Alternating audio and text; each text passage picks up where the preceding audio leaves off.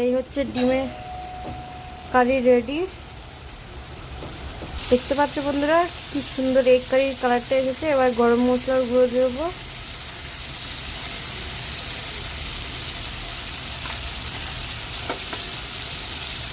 আর বন্ধুরা আমার এই যে গরম মশলাটা আমি ঘরে বানিয়েছি, ঘরে বানানোর এই দেখতেই পাচ্ছ এই ডিব্বার মধ্যে আমি বানিয়ে রেখে দিয়েছি ঘরে। আর আমার যত জিরের গুঁড়ো বলো ধনের গুঁড়ো বলো সব ঘরেরই মশলা, কোনোটা বাইরে থেকে কেনা